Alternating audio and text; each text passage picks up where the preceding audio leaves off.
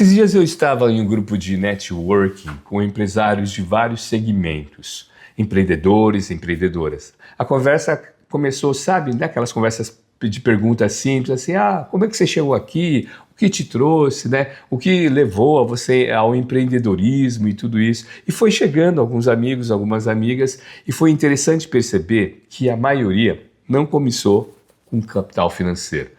Muitos deram seus primeiros passos sem dinheiro, sem estrutura, mas com algo que sustentava a sua jornada, uma força interior. E essa força interior, e aí o pessoal fala, né, a motivação e tudo isso. E aí eu comentei sobre os capitais psicológicos positivos. E aí eles começaram a olhar, capital o quê? E, curiosamente, a maioria ali não conhecia esse termo. Começaram a olhar como que é esse processo, né? E aí o diálogo começou a ficar muito rico, porque cada um começou a se enxergar dentro dessas forças internas que sustentam o nosso dia a dia, o meu e o seu, né? E a vida de empreendedora de cada uma daquelas pessoas. E foi justamente nessa troca, nessa curiosidade das pessoas que me incentivou a gravar esse vídeo e aprofundar esse tema com você. Bom, Capitais Psicológicos Positivos, desenvolvido pelo psicólogo Fred Lutas, mostra que existem 4 forças, 4 capitais psicológicos que sustentam as pessoas e também as organizações: esperança, otimismo, resiliência e autoeficácia. E hoje eu quero conversar com você sobre 2 desses capitais psicológicos que aparecem todos os dias nas histórias dos meus alunos, dos meus mentorados, das minhas mentoradas, também na sua vida: a autoeficácia e a resiliência. Meu nome é Minor Ueda e neste canal eu compartilho ideias, reflexões e práticas para que você viva com mais propósito, presença e sentido no trabalho e também na sua vida pessoal. Então, já aproveita para se inscrever aqui no canal e acompanhar semanalmente um vídeo onde eu conecto essas reflexões na questão prática. E por falar em questão prática, nós vamos deixar essa nossa conversa mais assim viva. Eu quero trazer 2 histórias que me vieram justamente conectando com o conteúdo que a gente teve naquela nossa reunião. História de pessoas que inspiram, que mostram na prática o que é viver com resiliência, o que é viver com autoeficácia. Bom, depois de ouvir aquelas pessoas, as histórias dos empreendedores, das empreendedoras, e já voltando para casa e pensando já em gravar esse vídeo aqui, uma lembrança me veio forte.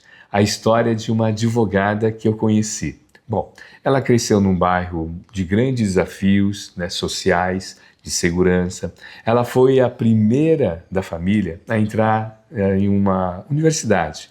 Não em uma, em 2. Ela se formou, tem 2 graduações, administração e direito. A jornada dela, profissional, começou lavando copos em uma academia de ginástica. Olha que legal. E foi nessa mesma academia que ela se tornou administradora, aprendendo na prática a lidar com pessoas. Ela falou assim, onde eu percebi que era importante assumir a responsabilidade e, acima de tudo, crescer com os recursos que tinha à disposição. O que manteve a trajetória dela foi a resiliência, a capacidade de não desistir, de atravessar barreiras, de se reinventar, mesmo quando tudo parecia difícil. Mas havia algo maior, o propósito dela, o Ikigai dela. Hoje, além de advogada, ela criou uma ONG para ajudar crianças, no mesmo bairro onde ela cresceu. E isso mostra que resiliência não é sobre só resistir ou suportar. É sobre transformar a própria dor em algo, em serviço. É sobre devolver ao mundo com propósito aquilo que um dia quase a impediu de seguir. Ken Moji, autor do livro Ikigai, explica que esse conceito japonês é a arte de viver com propósito, encontrando sentido nas pequenas coisas do dia a dia. Ele mostra que o Ikigai nasce no nosso cotidiano, nas escolhas simples, e que quando reconhecemos esse propósito, cada ação ganha novo significado. É minha amiga quando ela conta da ONG Brilho nos Olhos. E foi exatamente isso que ela fez. Pegou uma história de superação e transformou em impacto. E aqui eu quero trazer algo prático para você refletir. São indicadores, tudo bem? Que sempre uso na sala de aula, nas mentorias, nos workshops de inteligência emocional e principalmente de inteligência positiva, porque capitais psicológicos positivos, pessoal e organizacional. Que você possa avaliar como anda a sua resiliência. Pense com sinceridade. Quando eu faço planos, eu preciso neles? Eu sou capaz de depender de mim mais do que qualquer outro? Eu mantenho interesse nas coisas que são importantes para mim? Eu sinto orgulho das conquistas que já realizei? Eu costumo aceitar sucesso e fracassos como parte natural da vida? Essas perguntas funcionam como verdadeiros espelhos. Mas como assim, Minoro, o espelho? Porque quando você se faz esse tipo de reflexão, não está buscando uma resposta certa ou errada.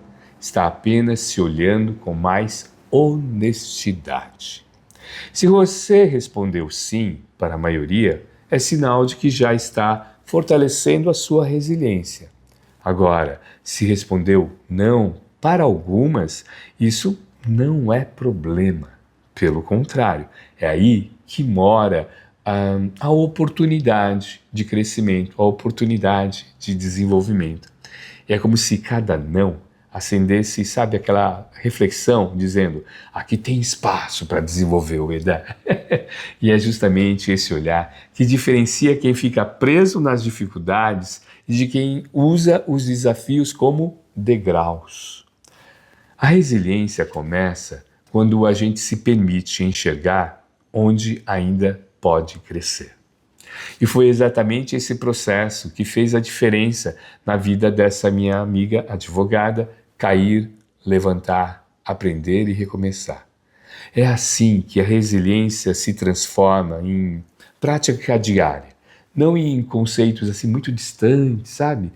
Mas existe outro pilar do capital psicológico positivo que caminha lado a lado com a resiliência: a autoeficácia. Se a resiliência ela é a força de se levantar e recomeçar, a autoeficácia é a confiança de que você pode aprender, se adaptar e encontrar caminhos.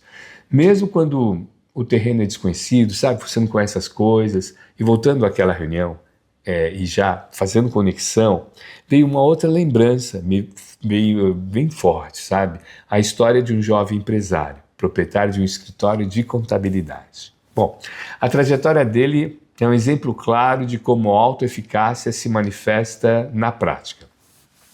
Diz ele que desde o início ele se colocou em movimento. Ele falou: vai dar sempre movimento, mesmo diante das minhas incertezas. Ele falou: quando começou a tecnologia, começou a transformar os escritórios de contabilidade, com a chegada, ele até deu o exemplo do cupom fiscal eletrônico. Ele ainda era funcionário. Ele poderia ter resistido a ficar na área dele, né, de escrituração contábil e tal. Mas ele podia só esperar orientações. Mas ele escolheu outro caminho. Foi proativo, se automotivou, estudou por conta própria e se aprofundou nos sistemas que envolviam aquele trabalho e entendeu como aquilo podia virar oportunidade. Mais do que isso, ele sugeriu aos proprietários a criação, olha que coisa, uma área de suporte, né? Hoje a gente dá uma área dentro do escritório de contabilidade.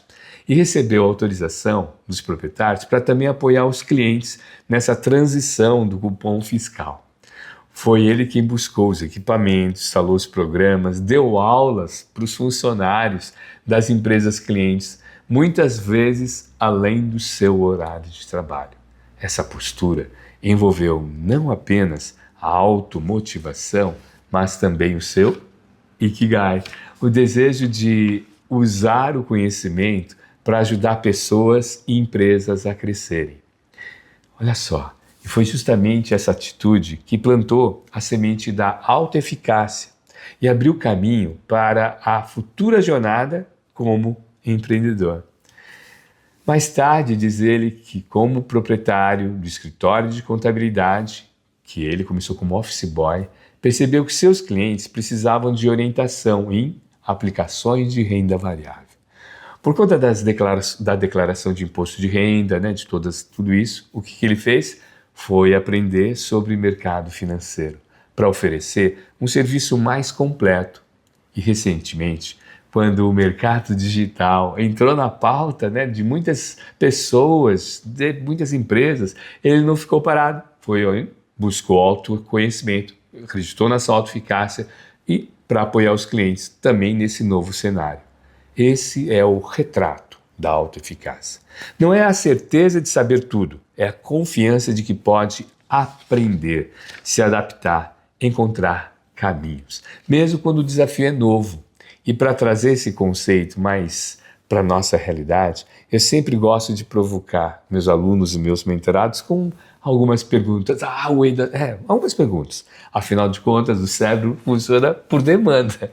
E nada melhor do que perguntas para gerar essa demanda. Então vamos lá. 1. Eu acredito que posso encontrar soluções quando enfrento um desafio novo. 2. Eu costumo me preparar e agir mesmo sem ter todas as respostas. 3. Quando algo dá errado, eu tento novamente buscando um novo caminho. 4. Eu confio que com esforço e prática posso aprender e melhorar minhas habilidades. E 5. Eu já me surpreendi positivamente com resultados que alcancei porque insisti em agir. Essa é o que eu mais gosto. Essas perguntas funcionam como termômetro, sabe? Quanto mais você se reconhecer nelas, mais forte está a sua autoeficácia, porque a autoeficácia cresce na prática, a cada experiência, a cada passo dado. E já que estamos falando na prática, eu quero compartilhar contigo 4 dicas para você desenvolver a autoeficácia. São práticas que eu utilizo, tá? E também compartilho na mentoria Virtus e nas salas de aula, nas palestras de inteligência emocional, liderança positiva. 1. Descubra seus pontos fortes.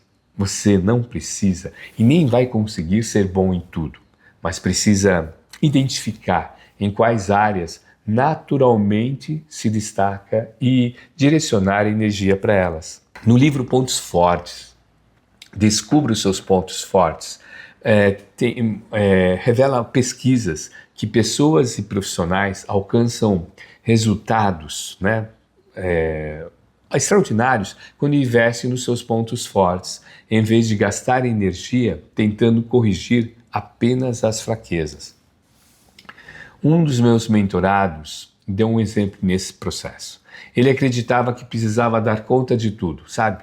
Multilíder, atender clientes, cuidar de processos, coordenar equipe, fazer planilhas, tudo. Era multitarefa. Ele falava assim, não, eu sou profissional a Z, mas vivia esgotado, sentindo que entregava pouco em cada coisa que ele fazia. No processo de mentoria, nós fomos mapeando os momentos, as forças em que ele sentia mais confiante e mais energizado. Descobrimos que seu verdadeiro diferencial estava em negociação e relacionamento com clientes. Era ali que o coração pulsava, batia forte, né? E ele gerava resultado, ele sentia automotivação. Quando passou a organizar uma agenda, priorizando esse ponto forte e delegando e, acima de tudo, compartilhando, né, com a sua equipe, sua confiança cresceu muito. Sabe por quê? Porque os resultados também vieram. Fechou novos contratos, aumentou a satisfação dos clientes e, principalmente, recuperou a energia para continuar crescendo. Sabe a autoeficácia? Investindo. E também foi reconhecido e assumiu a gerência de toda a área lá. Então, focar nos pontos fortes não significa ignorar as fraquezas, mas significa reconhecer onde você gera mais valor e investir nisso, nesse espaço. É assim que a autoeficácia se fortalece. 2. Cuidado com as crenças negativas. Todos nós carregamos experiências que podem virar bloqueios. Se você falhou uma vez, por exemplo, em falar em público, isso não significa que sempre será assim. O problema é que quando você transforma uma experiência isolada em crença absoluta, tipo assim, eu não sei falar em público mais. Ah, não sou bom em números, por exemplo. Essa carreira não foi feita para mim. Essas frases, quando são repetidas ao longo do tempo, elas viram verdades internas que limitam seu potencial. Por isso que eu sempre reforço em sala de aula que para a gente transformar a frase não consigo por ainda não consigo. Esse simples ainda abre porta para o seu crescimento, para as possibilidades. Um aluno do workshop me dizia uma vez, de liderança positiva, não consigo falar em reuniões, Ueda. Aos poucos, ele foi treinando em pequenos grupos, ganhando confiança, até que meses depois foi escolhido para apresentar em um grande evento da empresa, porque a área dele era muito grande, então ele tinha que trabalhar micros reuniões. Ele não nasceu pronto, ele escolheu acreditar que podia aprender. Esse é o poder da autoeficácia. Terceira dica. Aprender a gostar de desafios. Sabe aquele frio na barriga antes de uma apresentação? Você já sentiu? De um novo projeto, né? Muita gente interpreta como sinal de incapacidade. Mas, na verdade, ela é um sinal de crescimento. Como ele assim? Vou dar um exemplo. Ó. Uma mentorada disse assim, Minor, toda vez que eu sinto esse frio, eu lembro da sua frase. É combustível para o próximo passo. Esse simples ajuste mudou completamente a forma como ela encara o desafio de falar em público. E isso tem tudo a ver com o conceito do flow, desenvolvido pelo professor Mihaly Csikszentmihalyi. O flow acontece quando o desafio está no nível certo para as nossas habilidades. Nem tão fácil que gera tédio e nem tão difícil que provoque ansiedade. É nessa fronteira que nós sentimos o frio na barriga. E se aprendemos a gostar dessa sensação, ela se transforma em uma energia criativa. Na prática, é como um músico quando sobe ao palco, um atleta quando entra em campo, quando um profissional assume um novo projeto. O frio na barriga é o convite para entrar no estado de flow, atenção plena, presença total, engajamento na experiência.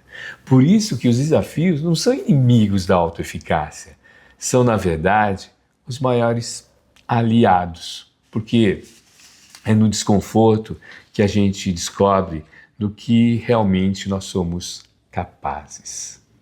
E é aquele encontro de habilidades e desafios que a gente cresce de verdade. Olha como tudo isso se conecta. Naquele grupo de network, a gente começou a falar sobre o que sustenta o empreendedor. Quando a maioria não tinha capital financeiro, não existia. Né? E hoje, ao visitar cada uma dessas histórias, fica claro que a resposta está no capital psicológico positivo. A advogada, que cresceu em um bairro com tantos desafios, nos ensina sobre a resiliência. Não é só resistir, é transformar os desafios em serviço. Ela não apenas venceu barreiras pessoais, mas criou uma ONG para ajudar crianças no mesmo lugar onde ela cresceu, deixando um legado. A pergunta que fica é: quais as barreiras da sua história você pode transformar em contribuição? O empresário, contador, empreendedor que nos mostra a autoeficácia em ação. Ainda como funcionário, foi proativo, automotivado, buscou aprender sobre tecnologia, mercado financeiro, marketing digital, para apoiar os clientes, muitas vezes além do seu horário de trabalho. E hoje, como empresário, empreendedor, colhe os frutos dessa confiança, construída passo a passo. E aqui eu te pergunto, em que área da sua vida ou carreira você pode assumir a responsabilidade de aprender algo novo, em vez de esperar que alguém traga a resposta pronta? Os exemplos dos meus mentorados, dos meus alunos que eu compartilhei aqui, reforçam que cada um de nós temos pontos fortes a descobrir, crenças limitantes para ressignificar e desafios para encarar a sua coragem. Então, qual será o seu próximo passo prático? Mapear seus pontos fortes? Reescrever aquela crença que te limita? Ou escolher um desafio que hoje parece grande demais e transformá-lo em combustível para crescer? Esse é o convite do Capital Psicológico Positivo. Olhar para dentro e ativar as forças que sustentam a vida empreendedora, a sua vida pessoal. Bom, se esse conceito está fazendo sentido para você, eu te convido a refletir e até escrever nos comentários qual dessas histórias fez sentido com a sua jornada. A sua resposta pode inspirar outras pessoas que estão aqui com a gente. E também um outro convite. Se quiser continuar compartilhando, refletindo comigo esses temas, já se inscreve aqui no canal e acompanhando assim os próximos conteúdos.